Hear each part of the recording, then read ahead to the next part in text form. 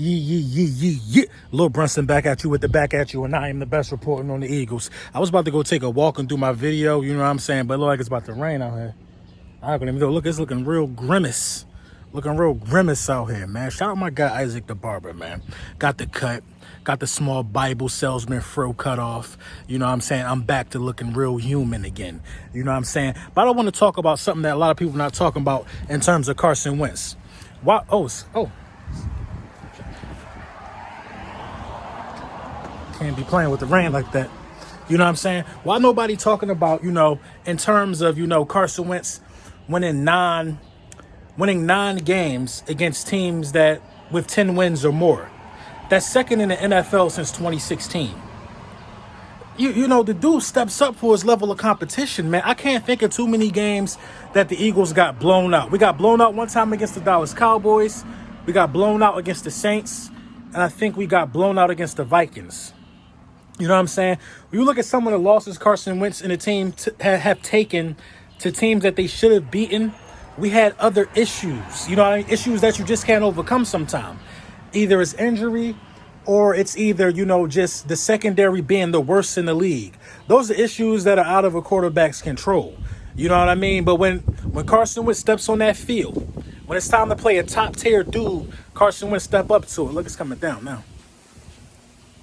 You know what I mean? Carson Wentz step up to that plate. And a lot of people can say what they want about Carson Wentz, but you ain't going to leave out no stats while I'm on the watch. While I'm on Carson Wentz duty, you're not going to leave no stats out about the boy. The boy be putting in work, point blank, period. And you know what I mean? Look, I'm going to go over some guys who are just blatantly not better than Carson Wentz, and I'm going to tell you why. You know what I mean? First, I'm going to start with Phillip Rivers. I'm going to start with Goff. I'm going to start with whoever's in Cincy. I'm going to start with Dak. I'm going to start with Matt Ryan. I'm going to start with Mitchell Trubisky. I'm going to start with Jameis Winston. I'm going to start with Baker Mayfield. I'm going to start with Drew Lock. And I'm going to start with Matthew Stafford. Now, you want to know with Phillip Rivers, Jared Goff, Dak Prescott, Jameis Winston, and Baker Mayfield all have in common? You want to know? I'll tell you. Phillip Rivers had 2,000-yard receivers. You know what I mean? 2,000-yard receivers. Jared Goff had 2,000-yard receivers. You know what I'm saying? Dak Prescott had 2,000-yard receivers.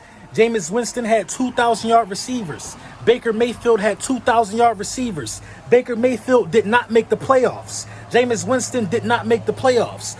Dak Prescott did not make the playoffs. Jared Goff did not make the playoffs. You know what I mean? It's getting dark. It's getting spooky out here. Now I'm talking about some of these quarterbacks and the stats they put up that don't lead to their team going to where their team ultimately want to be.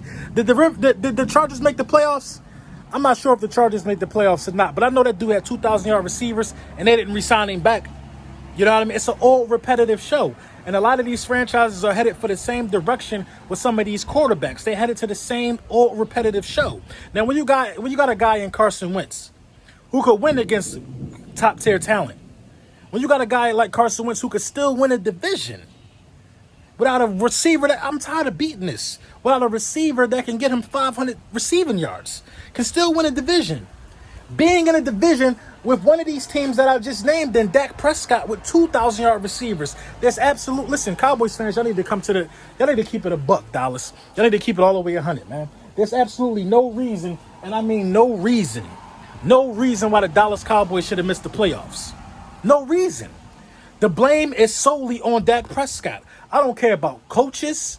I don't care about players. The Dallas Cowboys missed the postseason because of Dak Prescott. And that's no hate. That's no hate towards Dak Prescott. It's no hate at all. That's just the facts.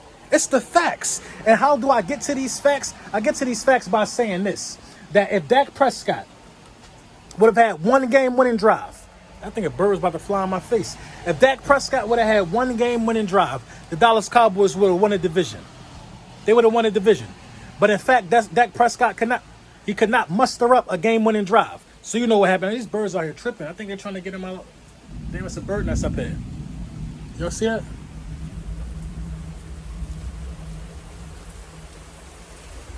Oh, boy. I think they're just trying to get dry. But listen, man, the fact that Dak Prescott did not have a game-winning drive lets me know everything that I need to know. I attribute that just to one of the main reasons why he didn't make the play. Why the Dallas Cowboys didn't make the playoffs. Yo,